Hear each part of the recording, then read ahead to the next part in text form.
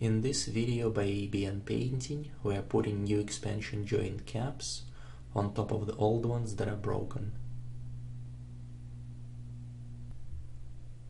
We measure the length of the joint and then we cut the replacement cap to the needed size.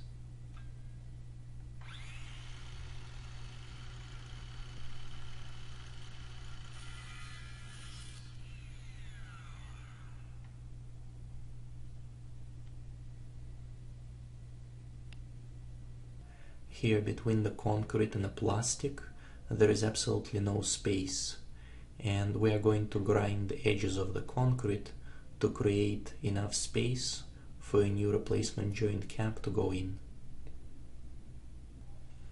We are using angle grinder and 4.5-inch diamond blade for cutting concrete to grind down the edges.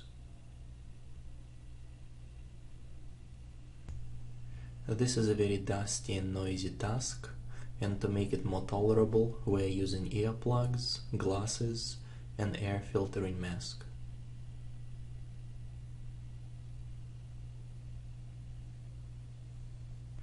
With a leaf blower we get rid of any dust. To secure a new replacement cap in place, we are using liquid nails that we apply to the inner part of the cap.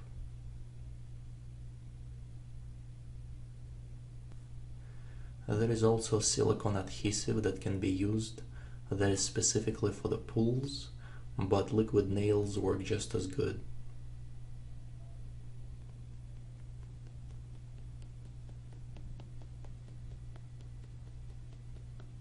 Not every pull deck is the same. For example, this is a different pull deck, and as you can see between the concrete and plastic there is a lot of space. So putting new replacement cap on this deck is a lot easier. It eliminates the need for grinding.